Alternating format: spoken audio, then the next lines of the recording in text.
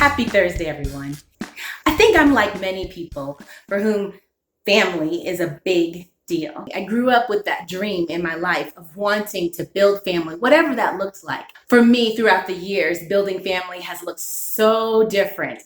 And because it's an important part of my life, I felt like I couldn't not talk about this color in my life. The color is mixed up. I think that it's one of those things that binds us all together. No matter what country you're from, no matter what language you speak, family is one that we can all say, and it means something. And sometimes it means something good, and sometimes it means something challenging, but it does mean something. Some people, their family is the friendships that they have amassed over time. But there's that other side of family that part of me has always dreamt of. And I thought for sure that I was going to get married by the time I was 25.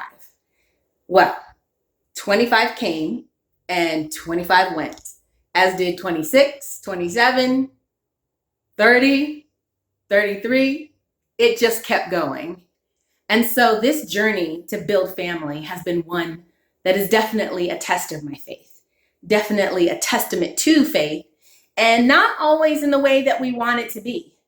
I think as Christians, we want our faith to mean that I have this magic potion or a genie in a bottle or something that I can just kind of clap my hands, snap my fingers, and it'll be there.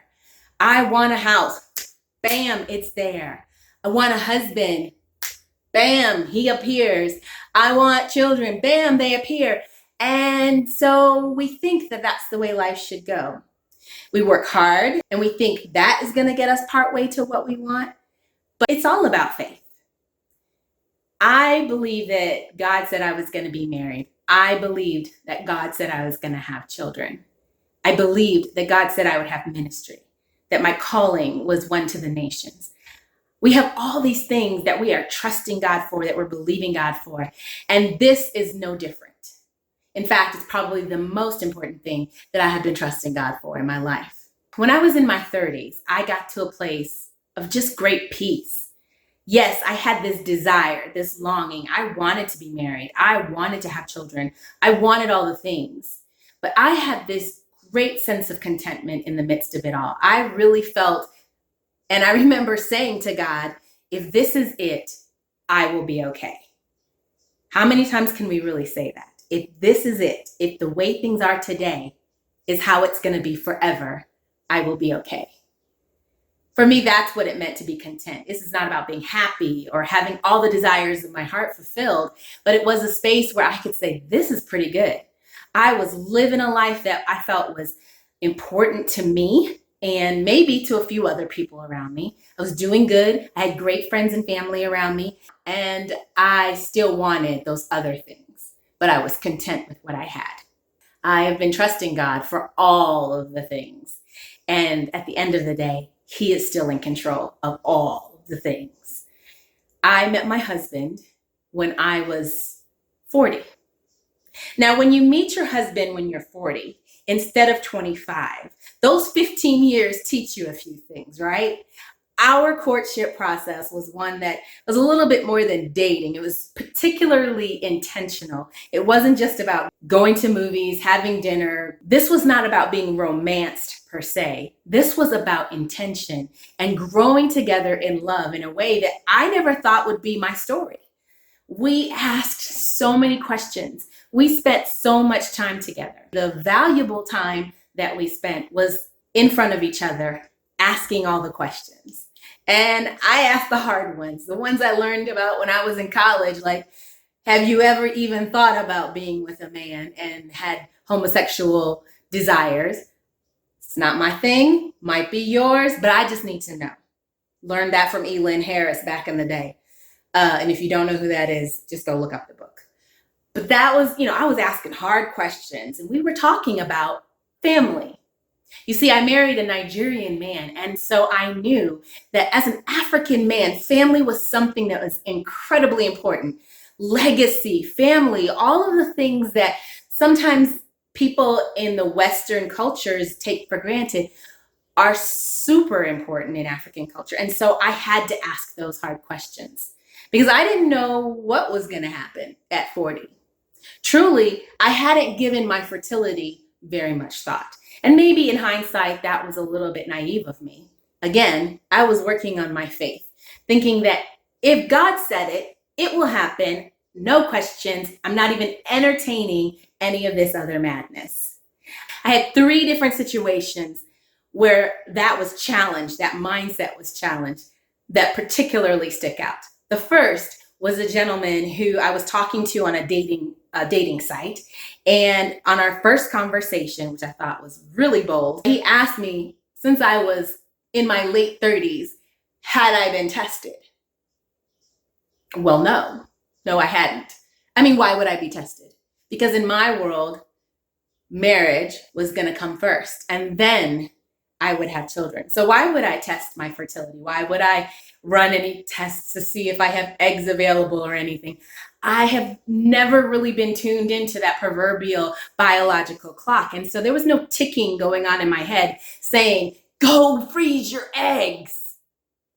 Didn't even occur to me. And then my doctor, probably around the time that I turned 33, he hit me with the, do you have a boyfriend? Now, I knew he wasn't hitting on me. And I thought, for sure, he's just being conversational, right? No. He said, well, if you have a boyfriend, then you guys just need to get to it and have kids because you're not getting any younger. All right, put your brakes on, man. I ain't married. That's what I thought when he said that. And the coup de grace of them all is my father, who will probably swear he never said this, but he did. My father, who said somewhere in my late 30s, so mid to late 30s, said, well, I've kind of given up on you getting married. You should just go ahead and have a baby. My father, super conservative, believes in marriage and then children. And he was recommending even that I just throw out the rule book and go ahead and get busy so he could have some grandchildren. Wow. So everybody else was concerned about my fertility, but I was not. I think that had to do with God and the peace of God that surpasses all understanding, truly, at the end of the day.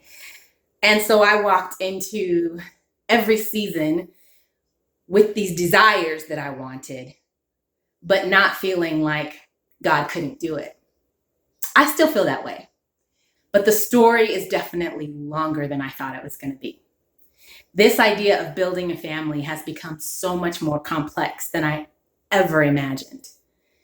We walked into our marriage very open, holding our hands out like this, saying, God, we believe that you said that we're going to have a family that's beyond just me and my husband. We both said, here we are, send us, take us, choose us. I went like this and no baby appeared. I wished and hoped and prayed. And it's a rude awakening when your faith doesn't do that. As someone in ministry who had preached about that over and over again, it's just a hard reality that we all have to face every day, no matter how big your faith is, no matter how much you've been doing for the Lord. I mean, I was working as a missionary and I still was having my doubts and desires, and I still wanted to have a family and wasn't seeing that come to fruition in my life. What do you do, right? What do you do? I did not know that our journey would be so complex, but I did ask the right questions. I asked my husband when we got married, do you want kids? Yes, great. How far are you willing to go to get them? Because I'm 40 and I have no idea whether or not I will encounter any problems in having children. And I'm not really claiming that for myself. I remember saying, I'm not claiming that for myself. That's not going to be my truth, not my reality. But I need to know because I wanted to be really clear about how far he was willing to go. This is what that extra 15 years taught me to ask. And so we went in believing that at some point in our lives, we would pursue adoption. It's always been something in our life. But we thought that we would have a natural child. We thought that we would be able to say this is my baby, and to hold our babies and to be able to do all the things that we dream of doing with our babies. When God said I would have children, I did not imagine that I would have 4 heavenly children.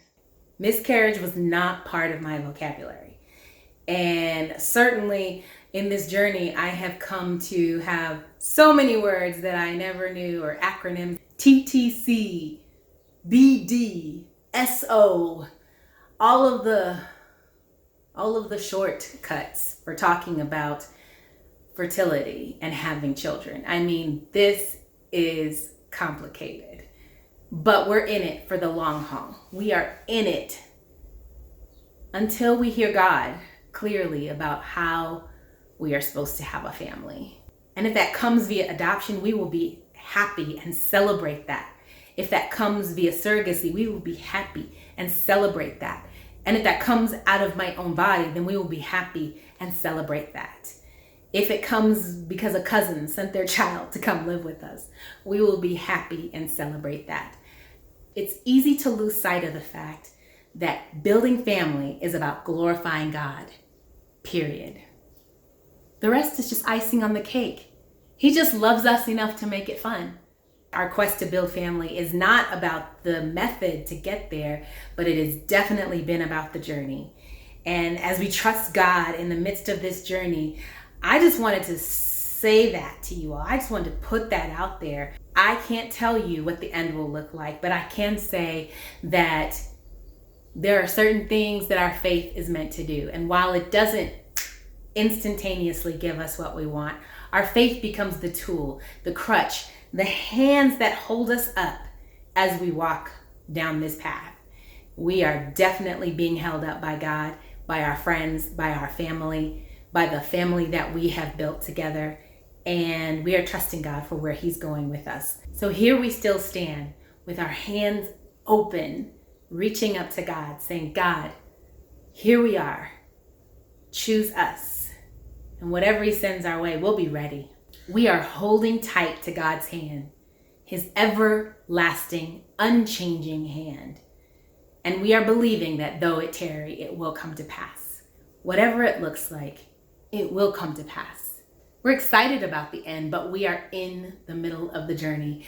And so no, I can't tie this story up with a little bow and say, here's our child, or this is what our family looks like. But right now, our family is filled with such love and such joy and such commitment. I mean, I can't beat that. And I'm grateful. I am truly grateful to God for the opportunity to go on this journey with my husband and with my friends and my family. So I hope that you'll come along on this journey with us too. Thanks so much for listening. Be encouraged. Have a great week on purpose.